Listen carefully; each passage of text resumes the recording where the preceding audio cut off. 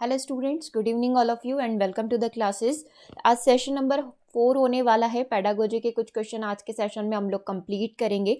इससे पहले 3 सेशन हो चुके हैं। अगर आपने वो सेशन विजिट नहीं किए हैं तो ज़रूर से एक बार प्लेलिस्ट को आप चेक करिएगा और वो सेशन भी जो भी हमने प्रीवियस ईयर पेपर के क्वेश्चन किए हैं उनको भी आप एक बार प्रैक्टिस कर लीजिएगा। ठीक है, 62 क्वेश्चन हो चुके हैं। इससे पहले 63 क्वेश्चन आज आपकी स्क्रीन पर है। आंसर करिए। आंसर यहाँ पर क्या होगा? देखो, सारे ही न्यू पैटर्न के क्वेश्चन हैं। जो अभी नई चीज़ें इंक्लूड हुई है एजुकेशन के अंदर उनको हमने डाला है। स्कूल ऑर्गेनाइजेशन जो टॉपिक है उसको डाला गया है। कुछ न्यू पैटर्न के क्वेश्चन भी आज के सेशन में होंगे, तो सेशन को ज़रूर लास्ट तक देखिएगा। ठीक है, और कोई भी डाउट आता है तो ज़रूर से मेंशन कर दीजिएगा। चलिए, सबसे पहले क्वेश्चन नंबर 63 पढ़िए और आंसर करिए। आंसर यहाँ पर क्या होगा? देखो, सबसे पहले तो ये देखो पूछा क्या गया है, बाइलिंगुअल है तो आई थिंक कोई भी दिक्कत नहीं होगी यहाँ पर। चलिए क्वेश्चन को पढ़ते हैं। जुलाई 2021 में लॉन्च किए गए निपुण भारत कार्यक्रम के बारे में आपको क्या करना है? सही उत्तर को यहाँ पर चुनना है। ठीक है, choose the correct answer regarding Nipun Bharat program that is launched in July 2021। चलिए ठीक है, सबसे पहला ऑप्शन पढ़ लेते हैं। निपुण भारत का लक्ष्य 5 से 9 वर्ष के आयु वर्ग के बच्चों की सीखने की ज़रूरतों को पूरा करना है। जिनका एज ग्रुप 5 to 9 है उनकी सीखने की ज़रूरतों को पूरा करने के लिए निपुण भारत कार्यक्रम जो है उसको लाया गया है। निपुण का मतलब इसने NIPUN जो है इसका फुल फॉर्म दिया है। क्या दिया है? नेशनल, यस, एक बार यहाँ देख लीजिए, national initiative for proficiency in reading with understanding and numeracy, है ना। आप यहाँ पर देखना चाहें इंग्लिश में भी देख सकते हैं। National initiative for proficiency in reading with understanding and numeracy दिया गया है। थर्ड ऑप्शन क्या बोल रहा है? इसे गृह मंत्रालय के द्वारा लॉन्च किया गया है। और ऑप्शन नंबर डी बोल रहा है। ये सारे ही ऑप्शन यहाँ पर करेक्ट है। तो सबसे पहले देखिए कौन से ऑप्शन, मतलब इन चारों में से आपको क्या करना है? कोई एक सिलेक्ट करना है, कोई एक करेक्ट होगा। ठीक है, तो क्या निपुण भारत का लक्ष्य 5 से 9 वर्ष के आयु वर्ग के लिए बच्चों के लिए आया था या 0 से 8 वर्ष के बच्चों के लिए आया था? चलिए एक काम करते हैं, सबसे पहले हम थोड़ा सा थ्योरी पढ़ लेते हैं। सबसे पहले जो रेड में बोल्ड किया हुआ है उसको देखिए, निपुण का फुल फॉर्म क्या होता है? नेशनल, एन से आपका नेशनल हो जाएगा, आई फॉर इनिशिएटिव, है ना। तो नेशनल इनिशिएटिव फॉर प्रोफिशिएंसी, मतलब प्रोफिशिएंसी आपके अंदर आ गई, दैट मीन्स वो परफेक्शन टाइप का है ना। Proficiency in reading with understanding and numeracy, मतलब जैसे हमने FLN पढ़ा था ना, फाउंडेशनल लिटरेसी एंड न्यूमेरेसी पढ़ा था, वैसे ही आप इसको समझो कि एक नेशनल, मतलब एक बोल सकते हैं नेशनल लेवल पर एक इनिशिएटिव लिया गया है। किसके लिए? बच्चों को प्रोफिशिएंसी आ जाए, है ना, किसमें? Reading with understanding and numeracy के अंदर। तो यही क्या होगा? आपका निपुण का फुल फॉर्म होगा। कब आया था ये प्रोग्राम? जैसे आपका क्वेश्चन में भी मेंशन किया गया था, 5 जुलाई 2021 को आया था। ठीक है, तो 5 जुलाई 2021 को ये प्रोग्राम लॉन्च किया गया था। ठीक है, किस मंत्रालय के द्वारा? तो शिक्षा मंत्रालय के द्वारा, जैसा कि ऑप्शन नंबर सी में दिया था। किसको? गृह मंत्रालय ने लॉन्च किया है, होम मिनिस्ट्री के द्वारा इसको लगाया गया नहीं, शिक्षा मंत्रालय ने दिया है। ठीक है, अब इस योजना के बारे में थोड़ा सा जानकारी ले लो ताकि आगे के क्वेश्चन में हम लोग इसको कंप्लीट करेंगे तो आपको दिक्कत नहीं आएगी। ठीक है, इस योजना के माध्यम से सक्षम वातावरण का निर्माण किया जाएगा जिसके माध्यम से आधारभूत साक्षरता और संख्यात्मकता के ज्ञान को प्रदान किया जाएगा। मतलब वही FLN की बात हो रही है कि बेसिक उनको बच्चों को यहाँ पर क्या होगी? लिटरेसी एंड न्यूमेरेसी, साक्षरता और संख्यात्मक ज्ञान यहाँ पर दिया जाएगा। ये आधारभूत साक्षरता संख्यात्मक, दैट मीन्स FLN। ठीक है, निपुण योजना के माध्यम से 2026-27 तक प्रत्येक जीवन को तीसरी कक्षा के अंत तक पढ़ने, लिखने एवं अंक गणित को सीखने तक की क्षमता यहाँ पर प्रदान की जाएगी। ठीक है, 2026-27 तक का इनका टारगेट है, किसको पूरा कंप्लीट कर लेना है। तीसरा ऑप्शन देखिए, इस योजना का कार्यान्वयन स्कूल शिक्षा और साक्षरता विभाग के द्वारा किया जाएगा। मतलब पूरा इसको ऑर्गेनाइज कौन करेगा? कौन पूरा इसको मैनेज करके चलेगा? ठीक है, तो इस योजना का कार्यान्वयन क्या बोल रहा है यहाँ पर कि स्कूल शिक्षा और साक्षरता विभाग के द्वारा करेगा। शिक्षा मंत्रालय ने बेहतर समझ और संख्यात्मक ज्ञान के साथ पढ़ाई में प्रवीणता के लिए राष्ट्रीय पहल निपुण की शुरुआत करी थी। ठीक है, निपुण का वापस से फुल फॉर्म दिया गया है ना। और निपुण भारत का उद्देश्य क्या है? तो ये उद्देश्य आप 6 नंबर के पॉइंट में देखिए, आधारभूत साक्षरता और संख्यात्मकता के सार्वभौमिक अधिग्रहण को सुनिश्चित करने के लिए एक सक्षम वातावरण बनाया जाएगा ताकि 2026 तक प्रत्येक बच्चा ग्रेड 3 को पढ़ने, लिखने और अंक गणित में वांछित सीखने की क्षमता को क्या कर सकेगा? प्राप्त यहाँ पर कर सकेगा। ठीक है, तो ये पूरी निपुण की बात हो गई। अब क्वेश्चन पर आ जाते हैं। जुलाई 2021 में 5 जुलाई 2021 को लॉन्च किया गया था। 5 से 9 वर्ष के आयु वर्ग के बच्चे नहीं, ये 0 से 8 वर्ष के आयु बच्चे हैं। 0 से 8 वर्ष के, ठीक है। और यदि हम लोग देखें तो क्लास की बात करें तो ग्रेड 3 के अंत तक, मतलब जब बच्चा ग्रेड 3 का एंडिंग होगा तब तक उसको FLN आ जाना चाहिए, मतलब बेसिक साक्षरता ज्ञान और न्यूमेरेसी संख्यात्मक ज्ञान उसको हो जाना चाहिए, ठीक है। तो पहला ऑप्शन तो गलत हो गया। दूसरा, निपुण का फुल फॉर्म बिल्कुल करेक्ट है, national initiative for proficiency in reading with understanding and numeracy, सही बात है। तो करेक्ट आंसर क्या हो जाएगा आपका? ऑप्शन नंबर बी हो जाएगा। तीसरा, इसे गृह मंत्रालय के द्वारा लॉन्च किया गया, नहीं, इसे तो शिक्षा मंत्रालय ने लॉन्च किया, तो तीसरा भी इनकरेक्ट है। तो करेक्ट आंसर केवल आपके पास बचा है ऑप्शन नंबर बी। एक बार से आप चाहे तो इसका स्क्रीनशॉट ले लो, है ना, स्क्रीनशॉट ले लीजिए इसका, तब तक हम लोग आगे बढ़ते हैं फिर। चलो क्वेश्चन नंबर 64 के पास चलते हैं। क्वेश्चन नंबर 64 को देखिएगा, ये प्रीवियस ईयर पेपर में पूछा गया क्वेश्चन है और करंट अफेयर्स में भी पूछा गया, ठीक है। निपुण के क्वेश्चन करंट अफेयर्स में भी आ चुके हैं, ठीक है। तो इसको आपको दोनों ही पर्पज से ध्यान रखना पड़ेगा। मिशन मोड के अंदर, है ना, मिशन मोड में किस तक बुनियादी साक्षरता और संख्यात्मकता के लक्ष्य को प्राप्त करने के लिए राज्यों और केंद्र शासित प्रदेशों की महत्वपूर्ण भूमिका है, मतलब कौन यहाँ पर अपनी राज्यों केंद्र शासित अपनी महत्वपूर्ण भूमिका निभाएगी सब जगह इसको लॉन्च करने में। तो किस वर्ष तक, है ना, तक पूछा है, मतलब कहाँ तक, बाय 2021 2026, 2025 26 तक, 2022 26 तक, 2023 से 26 तक, ठीक है। अभी हमारा जो ऑफिशियल डेटा है उसके अकॉर्डिंग तो हमको क्या बताया गया है, 2026-27 तक ये टारगेट पूरा करना है, ठीक है। और ऐसे बोले तो 2026 तक हमको ये टारगेट पूरा करके देना है, ठीक है। और अगर इस फाइनेंशियल ईयर की हम लोग बात करें तो 26-27 इसको आप बोल सकते हैं, ठीक है। अब आपको ऑप्शन क्या दिए गए, ऑप्शन आप देख लो, 2021 से 26 दे रखा है, 25-26 दे रखा है, तो अभी लास्ट आंसर तो आपको यही दिख रहा है 2025-26। अभी हमने देखा कि कब तक, 2026 तक कर लेना है, तो क्या हम लोग इसको 2025-26 बोल सकते हैं? बिल्कुल बोल सकते हैं, क्योंकि अभी हमारे पास 2026-27 का ऑप्शन नहीं था, तो दैट्स वाई हमको आंसर क्या करना पड़ेगा, ऑप्शन नंबर बी करना होगा। आई थिंक आपके पास क्लियर होगा। अगर ऑप्शन में 2026-27 दिखता तो डेफिनेटली आप वही करते, लेकिन वो ऑप्शन में है नहीं, तो आंसर आपका क्या हो जाएगा, 2025-26 हो जाएगा, ठीक है। चलिए आगे बढ़ते हैं। क्वेश्चन नंबर 65 को देखिएगा, आंसर करिएगा। एसएमसी की भूमिका विद्यालय में अल्पसंख्यकों की भागीदारिता सुनिश्चित करती है, सिवाय the role of SMC is to ensure the participation of minorities in the school except. सबसे पहला ऑप्शन देखना है, प्राथमिक स्तर पर कक्षा की अंत क्रिया आवश्यक रूप से स्थानीय भाषा में होना चाहिए, मतलब प्राइमरी लेवल पर हम लोग बच्चों को जो इंटरेक्शन करवाएं, है ना, अंत क्रिया अच्छी होनी चाहिए यहाँ पर, यानी कि classroom interaction is essential at the primary level, should be in local language. वो कैसा होना चाहिए, स्थानीय भाषा के अंदर यहाँ पर होना चाहिए, जिस भी भाषा में बच्चा बात करता है उसी भाषा में होना चाहिए। सेकंड, एक अच्छे परिवार, अच्छे घर, बच्चों की आर्थिक स्थिति से जुड़े शब्दों का प्रयोग करें क्लासरूम के अंदर, इन सारे वर्ड्स को आप यूज करें। थर्ड स्टेटमेंट बोल रहा है, विद्यालय में जातियों, जनजातियों और अल्पसंख्यकों से संबंधित रूढ़ियों और भ्रांतियों को चुनौती देना, जितने भी मिसकंसेप्शंस या स्टीरियोटाइपिंग क्रिएट हो गए उनको यहाँ पर चैलेंज किया जाए, ठीक है। और ऑप्शन नंबर डी क्या बोल रहा है, विद्यालय में सभी बच्चे, विशेष रूप से वंचित समूहों के कमजोर वर्ग के बच्चों का नामांकन और हाजिरी देखी जाए कि वो स्कूल आ रहे हैं, है ना, नहीं आ रहे तो क्यों नहीं आ रहे, क्या रीजंस हो गए, है ना। तो वो सारी चीज़ें आपको क्या करना था, एक एक्सेप्शनल, एक अलग वाला केस निकालना था, क्योंकि इसने क्या बोला, सिवाय, मतलब इस केस को छोड़कर। तो कौन से केस को छोड़कर, क्या आंसर यहाँ पर होना चाहिए? देखो बिल्कुल क्लियर दिख रहा है आंसर, आंखों के सामने ही है हमारे। किस चीज़ को, अच्छा एसएमसी में कंफ्यूज हो रहे हो क्या? एसएमसी का फुल फॉर्म क्या होता है? तो एसएमसी होता है आपका स्कूल मैनेजमेंट कमेटी, है ना, शाला प्रबंधन समिति। अगर आपने हिंदी में कहीं पढ़ा होगा इस चीज़ को, शाला प्रबंधन समिति, और इंग्लिश में स्कूल मैनेजमेंट कमेटी इसका फुल फॉर्म है, ठीक है। तो स्कूल मैनेजमेंट कमेटी का रोल यहाँ पर क्या होता है ना, क्या करते हैं? और हमारा जो क्वेश्चन है उसमें पूछा गया कि एक केस को छोड़कर बाकी के 3 कार्य स्कूल मैनेजमेंट कमेटी, शाला प्रबंधन समिति यहाँ पर करती है।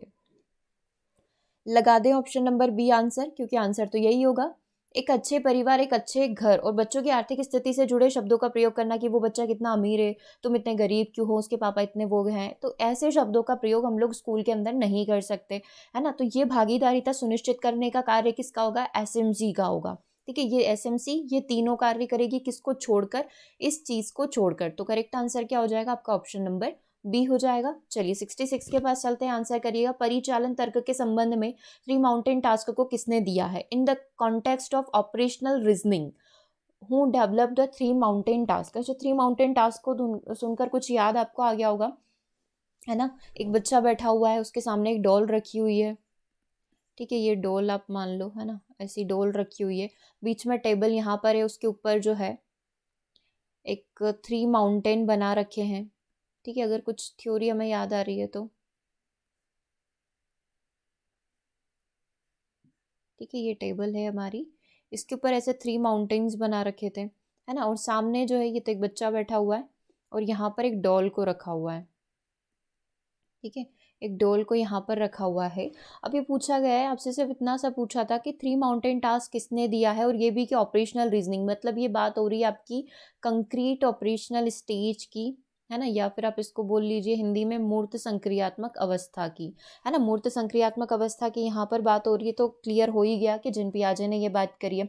जिन पियाजे ने इस थ्योरी के थ्रू वो क्या प्रूफ करना चाहते थे, इस थ्योरी के थ्रू ये प्रूफ करना चाहते थे कि बच्चों में जो है सोचने समझने का तरीका दूसरों से काफ़ी डिफरेंट होता है। वो केवल खुद को या खुद के बारे में ही सोचते हैं या कुछ चीज़ें अपने अराउंड देखकर ही सीखते हैं। जो बेसिकली एक्सपेरिमेंट था वो कुछ यहाँ पर इस तरीके का था कि इस बच्चे से पूछा गया कि तुमको सामने क्या दिखाई दे रहा है, इस टेबल पर क्या दिखाई दे रहा है। तो उसने बोला मुझे 3 बड़े पहाड़ दिखाई दे रहे हैं, एक बड़ा और जो पीछे वाला है वो छोटा दिखाई दे रहा है। फिर उससे ही, इस बच्चे से ही पूछा गया कि बताओ वो जो तुम्हारे सामने डोल बैठी है उसको क्या दिखाई दे रहा होगा। तो उसने सेम आंसर दिया। उसका ये मानना था कि मुझे जो दिख रहा है एज इट इज़ उसको ये दिख रहा है, बट कि ऐसा नहीं था, है ना। इस बच्चे के साइड से अगर देखा जाए तो ये काफ़ी डिफरेंट इमेज दिख रही थी, और इस बच्चे की साइड से देखा जाए, इस डॉल की साइड से अगर बैठकर देखा जाए तो ये इमेज डिफरेंट थी, और इस बच्चे की साइड से बैठकर देखा जाए तो डेफिनेटली इमेज यहाँ पर डिफरेंट शो होगी, है ना। तो इसका मतलब यहाँ पर जो जिन पियाजे है वो क्या प्रूफ करने की कोशिश कर रहे थे कि बच्चों का पॉइंट ऑफ व्यू जो होता है इस स्टेज में वो सिर्फ चीज़ें अपने अराउंड लेकर ही चलते हैं। ठीक है ना, जिसको हम लोग बोल सकते हैं काइंड ऑफ ईगोसेंट्रिज्म। ठीक है, ईगोसेंट्रिज्म बोला जा सकता है। करेक्ट आंसर यहाँ पर क्या हो जाएगा, अच्छा जहाँ पर पियाजे लिखा है वो वाला हो जाएगा, है ना, पियाजे आपका करेक्ट आंसर होगा। ठीक है, ये थ्योरी किसने दी थी, पियाजे ने दी थी। चलिए क्वेश्चन नंबर 67 के पास चलते हैं। क्वेश्चन नंबर 67 को देखिए, आंसर करिए। एडोलसेंस स्टेज की यहाँ पर बात हो रही है। एडोलसेंस को लेकर एक क्वेश्चन आपसे पूछा गया है। 2 स्टेटमेंट है, 4 ऑप्शन आपके सामने है। किशोरावस्था में अर्नोल्ड गैसल की जैविक शिरा के संबंध में कौन सा कथन यहाँ पर सही है। Which one of the following statement is correct regarding the biological vane of Arnold Gesell in adolescence. Adolescence stage में बायोलॉजिकल वैन को लेकर क्या स्टेटमेंट दिया है ना। एडोलसेंस स्टेज में अर्नोल्ड गैसल ने जो बायोलॉजिकल वेन है उसको लेकर क्या स्टेटमेंट दिया है, जैविक शिरा को लेकर क्या स्टेटमेंट दिया है। ठीक है, सबसे पहला स्टेटमेंट देखेंगे, परिपक्वता को प्राथमिक महत्व माना जाता है। ठीक है, जो परिपक्वता मैच्योरिटी है उसको प्राइमरी इंपॉर्टेंस यहाँ पर दी जाती है। सेकंड स्टेटमेंट है, बताया जाता है कि 11 और 15 साल के बच्चे आमतौर पर विद्रोही होते हैं और कुछ झगड़ते रहते हैं। It is said that 11 to 15 year olds are usually rebellious and some fights. मतलब ये क्या बोला गया है कि बच्चे इस समय पर ऐसी हरकतें करते हैं, विद्रोही होते हैं, झगड़ा करते हैं, इस प्रकार का व्यवहार इनका होता है। ठीक है, तो आपको ये बताना है कि करेक्ट आंसर यहाँ पर क्या होगा। चलिए, क्या दोनों करेक्ट है, कोई एक करेक्ट है, वो आप आंसर करिए। आंसर क्या होना चाहिए यहाँ पर। देखो, सबसे पहले स्टेटमेंट की बात करें, क्या सबसे पहला स्टेटमेंट बोल रहा है परिपक्वता को प्राइमरी, मतलब बहुत ही ज़्यादा इंपॉर्टेंट दी जाती है, बिल्कुल दी जाती है। ठीक है, तो परिपक्वता को प्राथमिक महत्व माना जाता है, बिल्कुल करेक्ट है, तो ये हमारा करेक्ट हो गया। बताया जाता है कि 11 और 15 साल के बच्चे आमतौर पर विद्रोही होते हैं और कुछ झगड़ा भी करते हैं। हाँ, एडोलसेंस स्टेज में तो यही होता है ना, बसंत ऋतु का काल बोलते हैं, तनावों की, तूफानों की अवस्था बोलते हैं, क्योंकि इस स्टेज में जाकर ना व्यक्ति के व्यवहार में आपको काफ़ी सारे परिवर्तन देखने को मिलते हैं। तो हम लोग बोल सकते हैं बोथ स्टेटमेंट आर करेक्ट, है ना। डी आंसर आपका यहाँ पर सही हो जाएगा, और अननोन ने सेम बात यहाँ पर बोली है। क्लियर है। क्वेश्चन नंबर 68 के पास चलते हैं। ये आ गया आप सभी का फेवरेट क्वेश्चन, पूर्व संक्रियात्मक विचार या पियाजे के जो पूर्व संक्रियात्मक विचार हैं, है ना, प्री ऑपरेशनल जो स्टेज है इसकी सीमाओं के संदर्भ में कौन सा युग्म सही ढंग से सुमेलित है। मतलब केंद्रीकरण के आगे उसका स्टेटमेंट लिखा हुआ है, ईगो सेंट्रिज्म अहम केंद्रवाद के आगे उसका स्टेटमेंट लिखा हुआ है। With reference to the limitation of pre operational thoughts according to पियाजे which one of the following pairs are correctly matched. केंद्रीकरण का मतलब होता है बच्चे एक स्थिति में एक पहलू पर ध्यान केंद्रित करते हैं और दूसरों को भूल जाते हैं। ओके, दूसरा बोल रहा है अहम केंद्रवाद, ईगोसेंट्रिज्म के बारे में, बच्चे जीवन का श्रेय उन वस्तुओं को देते हैं जो जीवित नहीं है। Children attributed life to things that are not alive, ये आपके लिए काफ़ी इंपॉर्टेंट होगा, लाइव अलाइव वाली बात हो रही है। और children focus on one aspect of a situation and forget others. चलिए अब बात करते हैं आंसर क्या होना चाहिए। यहाँ पर आप चाहें तो कुछ सेकंड और ले सकते हैं, कौन सी चीज़ सही है, कौन सी चीज़ यहाँ पर गलत है। देखो यहाँ पर आपका देखना बहुत ज़रूरी है कौन सा युग्म सही ढंग से। कई बार क्या पूछ लिया जाता है कि कौन सा युग्म गलत है ना, तो जो गलत होगा वो आपका आंसर हो जाएगा ना। तो सबसे पहले क्वेश्चन पढ़ने से पहले जब स्टेटमेंट और इस तरीके के क्वेश्चन आते हैं, है ना, तो सबसे पहले ये देखना बहुत ज़रूरी है कि उसने पूछा क्या है, सही पूछा है कि गलत पूछा है। क्या आंसर होगा केंद्रीकरण का? केंद्रीकरण सही लग रहा है। सेंट्रलाइजेशन का मतलब क्या होता है, children focus on one aspect of a situation forget other, वो सिर्फ एक ही चीज़ के ऊपर फोकस करते हैं, बाकी जो दूसरी सिचुएशंस है या दूसरी परिस्थितियां जो निर्मित हो रही है उसको वो भूल जाते हैं। सेंट्रेशन को लेकर या सेंट्रलाइजेशन को लेकर ये स्टेटमेंट बिल्कुल करेक्ट है, पहला वाला सही है। चलिए अब दूसरा स्टेटमेंट देखते हैं, अहम केंद्रवाद। ये जो आपके सामने लिखा हुआ है ना, लाइव और अलाइव वाली बात, ये एनिमिज्म में होता है ना। बच्चे जीवन का श्रेय उन वस्तुओं को दे देते हैं जो जीवित नहीं है। जैसे बच्चा मुड़ा तो सन भी उसके साथ मुड़ गया, उसने बोला रुक जा तो सन भी रुक गया। अगर बच्चा ऐसी चीज़ें का कंसीडर करता है तो वो एनिमिज्म होता है, जिसको हम लोग हिंदी में क्या बोलते हैं, सजीव चिंतन बोलते हैं, है ना। याद आ रहा है प्रीवियस सेशन में ही आई थिंक ये क्वेश्चन हो चुका है, सजीव चिंतन बोलते हैं। तो ये तो ईगोसेंट्रिज्म नहीं है ना। तो केवल स्टेटमेंट वन करेक्ट है और ये इनकरेक्ट है। आंसर क्या हो जाएगा आपका, ऑप्शन नंबर बी हो जाएगा कि हाँ केवल स्टेटमेंट वन, यानी कि ऑप्शन नंबर बी आपका करेक्ट है। बाकी ये वाला जो है ईगोसेंट्रिज्म वाला इनकरेक्ट है, क्योंकि ये एनिमिज्म की बात कर रहा है। ठीक है, आई थिंक कॉन्सेप्ट भी क्लियर है और क्वेश्चन भी क्लियर है। 69 की तरफ चलते हैं आंसर करना। पियाजे के अनुसार उन प्रक्रियाओं के लिए शब्द है जिसके द्वारा एक शिशु मूल रूप से संयोग से खोजी गई वांछित घटनाओं को पुनः उत्पन्न करना सीखता है। एक बार कोई कार्य हो गया और उसको मजे जो आ गए तो वो उस कार्य को बार बार करेगा। जिन पियाजे की कौन सी ऐसी स्टेज है, देखो ये क्वेश्चन तो आसान सा लग रहा होगा, क्योंकि जिन पियाजे के कुछ वर्ड्स हमको यदि याद हैं, सेंसरी मोटर की जो 6 सब स्टेजेस होती हैं उनके बारे में हमें ध्यान है, तो बहुत आसानी से कर लोगे। एक एग्जाम्पल ले लो इसका कि जिसके द्वारा शिशु मूल रूप से संयोग से, या फिर इंग्लिश में देख लेते हैं, अकॉर्डिंग टू पियाजे the term for the process by which an infant learn to reproduce desired events originally discovered by chance. मतलब आप क्या कर रहे हैं, कुछ काम कर रहे थे, एग्जाम्पल लेते हैं, आप कुछ काम कर रहे थे, आपके हाथ में फ़ोन था, है ना, आपने नीचे रखा और जो छोटा बच्चा ज़मीन पर सो रहा था, मान लो 18 महीने का मान लो, है ना, 2 साल से भी कम का है, तो इस बच्चे ने क्या करा, आपका फ़ोन उठा लिया और उसने गिरा कर देखा, तो गिराने पर अच्छी आवाज़ आई, उसको फ़ोन के टूटने की आवाज़ आई। उसने फिर से उस फ़ोन को उठाया, फिर से गिरा कर देखा। अब वो बार बार कंटिन्यूस इस प्रोसेस को कर रहा है, क्योंकि जो चीज़ें लक बाय चांस हुई है या डिस्कवर्ड बाय चांस, है ना, बाय डिफ़ॉल्ट उस बच्चे से वो एक्टिविटी हो गई और उसको मज़े आ गए, तो वो क्या करेगा, बार बार उस एक्टिविटी को रिप्रोड्यूस करेगा, उसको सीखने की कोशिश करेगा कि आखिर ये जो आवाज़ आ रही है ये कैसे आ रही है, काय की आ रही है, मैं इसको फेंक रहा हूँ तो ऐसी आवाज़ क्यों आ रही है। मतलब उसके मन में वो क्यूरियोसिटी, वो चीज़ होती है ना। तो इस प्रोसेस को क्या बोला जाता है, इस प्रोसेस को बोला जाता है सर्कुलर रिएक्शन।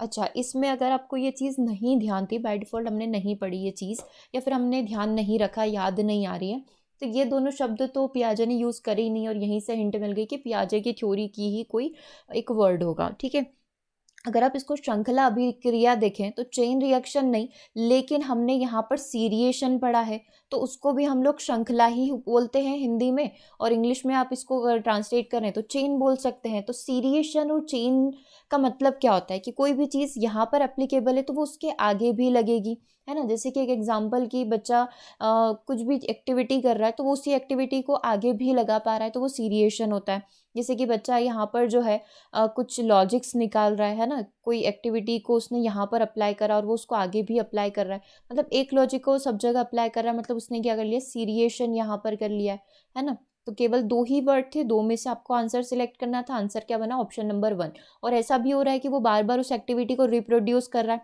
मतलब वही प्रक्रिया क्या कर रही है, बार बार चल रही है, एक सर्कल बन गया। तो आंसर क्या हो जाएगा आपका, सर्कुलर प्रोसेस यहाँ पर आंसर हो जाएगा। ठीक है, चलिए क्वेश्चन नंबर 70 के पास चलते हैं। क्वेश्चन नंबर 70 को देखेंगे, आंसर करेंगे। परिपक्वता एक ऐसी स्थिति को संदर्भित करती है जिसमें एक व्यक्ति निम्नलिखित में से किस पहलू में विकसित होता है। क्या बोल रहा है ये? Maturity refers to a condition in which a person develops in which of the following aspects. मतलब बच्चे में या एक व्यक्ति में जब वो मैच्योर हो जाता है तो कौन सी तीन या कौन सी दो चीज़ें या कोई एक चीज़ आपको यहाँ पर दिखाई देगी उसकी पर्सनालिटी में, उसके बिहेवियर में। ठीक है, आध्यात्मिक रूप दिखाई देगा, सामाजिक रूप में भी विकसित हो सकती है, भावात्मक रूप में भी विकसित हो सकती है।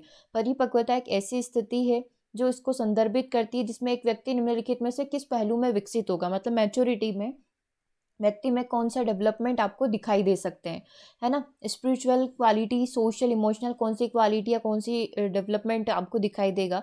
डेफिनेटली तीनों ही चीज़ें दिखाई देगी। हम लोग ये बोल सकते हैं यहाँ पर जो करेक्ट आंसर बनेगा वो क्या बन जाएगा, ऑप्शन नंबर सी हो जाएगा। हाँ, ये तीनों ही चीज़ें हम लोग क्या कर सकते हैं, देख सकते हैं। ओके, चलिए क्वेश्चन नंबर 71 के पास चलते हैं। 71 को देखिए, आंसर करिए। काफ़ी अच्छा और काफ़ी इंपॉर्टेंट क्वेश्चन लग रहा है ये। देखिए इसको और आंसर करिए, क्या आंसर यहाँ पर करेक्ट होना चाहिए इसका। ब्रेन एंड रिफ्लेक्स बिहेवियर के संदर्भ में, with reference to brain and reflex behaviour, कौन सा स्टेटमेंट यहाँ पर करेक्ट है। ठीक है, आपको क्या करना है, सही कथन यहाँ पर बताना है, करेक्ट स्टेटमेंट यहाँ पर बताना है। दो स्टेटमेंट है और चार ऑप्शन है। पढ़ो, पहला स्टेटमेंट क्या बोल रहा है।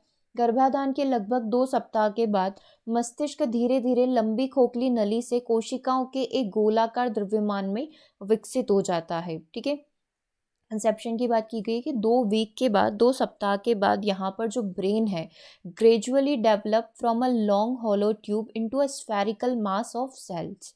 यहाँ पर क्या बोला गया है कि एक लंबी खोखली नली थी, अब धीरे धीरे वो क्या यहाँ पर गोलाकार ये नली जो है 2 सप्ताह के बाद इस तरीके से कुछ डेवलप होगी, है ना। ये मस्तिष्क का विकास की बात कर रहा है कि जब बच्चा गर्भधारण होता है, जब बच्चा हो शुरुआती समय में जो रहता है तो उसका मस्तिष्क का विकास कैसे होता है। ठीक है, तो ये पहला स्टेटमेंट हो गया। दूसरे के पास चलते हैं। सेरिबेलम जीवन के पहले वर्ष के दौरान सबसे तेज गति से बढ़ता है, बहुत रैपिडली ग्रोथ इसके अंदर आपको दिखाई देती है। ठीक है, पहले वर्ष के दौरान जब बच्चा जन्म ले चुका है तो पहले वर्ष के दौरान उस बच्चे के मस्तिष्क में सेरिबेलम बहुत तीव्र गति से बढ़ता है। अगर आप ये देखना चाहें कि ये होता क्या है, तो मस्तिष्क में एक प्रकार का द्रव्य पदार्थ होता है ना, जो कि आप जो बैलेंस कर पा रहे हैं ना, आप जो खड़े हो पा रहे हैं, बैलेंस कर पा रहे हैं, वो किसकी वजह से कर पा रहे हैं, क्योंकि आपके मस्तिष्क में ये चीज़ प्रेजेंट है। ठीक है, तो क्या ये दोनों स्टेटमेंट करेक्ट है? डेफिनेटली दोनों ही स्टेटमेंट यहाँ पर बिल्कुल करेक्ट है। करेक्ट आंसर क्या हो जाएगा, ऑप्शन नंबर सी हो जाएगा। Yes, 1 and 2 both are correct. Cerebellum को लेकर भी बिल्कुल करेक्ट है कि पहले वर्ष के दौरान बहुत अच्छे से ये डेवलप होता है, तेज गति से होता है, और ये लंबी खोखली नली धीरे धीरे गोलाकार द्रव्यमान में विकसित होती है, ये भी आपका करेक्ट है। दोनों ही चीज़ें अगर न्यू है तो नोट डाउन ज़रूर से कर लेना। 72 के पास चलते हैं। रचनात्मक मूल्यांकन का उद्देश्य क्या होता है। The purpose of formative assessment is grade छात्रों के सीखने के परिणाम, learning outcomes of grade student, है ना। यहाँ पर बच्चों के जो ग्रेड्स वगैरह आ रहे हैं वो वाली चीज़ें, छात्रों के सीखने के प्रदर्शन में तेजी लाने के लिए रचनात्मक मूल्यांकन हम लोग करते हैं, है ना। To accelerate the learning performance of the student, छात्रों के प्रदर्शन के ग्राफ जांच करने के लिए हम लोग ये चेक करते हैं। शिक्षक प्रभावशीलता के लिए प्रतिक्रिया प्रदान करने के लिए, provide feedback for teacher effectiveness. क्या हम लोग ये बोल सकते हैं, क्या चीज़ें जो है रचनात्मक मूल्यांकन का पर्पस होती है, क्या पर्पस यहाँ पर होना चाहिए। देखो, ऑप्शन नंबर डी से हम लोग स्टार्ट करें, है ना। आई थिंक आपका आंसर आ चुका होगा। Provide feedback for teacher effectiveness, मतलब सिर्फ टीचर को इफेक्टिवनेस चाहिए, फीडबैक चाहिए क्या टीचर इफेक्टिवनेस में? नहीं, हमें स्टूडेंट का सबसे ज़्यादा ज़रूरी तरीके से चाहिए कि स्टूडेंट का फीडबैक हमें मिलता रहे। तो अकेले शिक्षक प्रभावशीलता तो हम लोग नहीं बोल सकते। बच्चों का परफॉर्मेंस ग्राफ चेक करने के लिए कि बच्चों की क्या ग्रोथ हो रही है, क्या कमी आ रही है, वो वाली। तो स्पेसिफिक अकेले इसी के लिए तो रचनात्मक मूल्यांकन नहीं किया जा सकता, क्योंकि इसमें फीडबैक की बात नहीं हो रही है, हमें क्या करना है, फीडबैक देना है। ठीक है, अब यहाँ पर क्या बोल रहा है, ऑप्शन नंबर ए और बी को देखे, सी और डी तो पता चल गया कि नेगेटिव है ना। Learning outcome of great student, great student के हमें लर्निंग आउटकम लेने हैं, उसका परिणाम देखना है, उसके लिए मैं रचनात्मक मूल्यांकन कर रही हूँ क्या? नहीं। To accelerate the learning performance of the student, छात्रों के में सीखने की प्रदर्शन को तेजी लाने के लिए या देखने के लिए अगर मैं रचनात्मक मूल्यांकन करती हूँ तो ये फिर भी ठीक है। ऑप्शन नंबर बी आपका यहाँ पर करेक्ट हो जाएगा। फॉर्मेटिव असेसमेंट का मतलब क्या होता है? देखो, फॉर्मेटिव रचनात्मक मूल्यांकन अधिगम के लिए आकलन असेसमेंट फॉर लर्निंग का मतलब क्या होता है कि यहाँ पर टाइम टू टाइम आप बच्चों का इवेल्युएशन कर रहे हैं, असेसमेंट उनका कर रहे हैं, उनको फीडबैक मिल रहा है ना, कि कैसे चीज़ें होती है, क्या क्या होता है, वो सारी चीज़ें। तो छात्र के सीखने के प्रदर्शन में तेजी लाने के लिए यदि आप रचनात्मक मूल्यांकन प्रयोग कर रहे हैं, that's okay. Option number B आपका सही हो जाएगा। चलो अब 73 को देखो, आंसर करो। चलिए 73 यहाँ पर रिपीट है, 74 को देख लेते हैं। क्वेश्चन नंबर 74 के पास चलते हैं। एक मॉडल स्कूल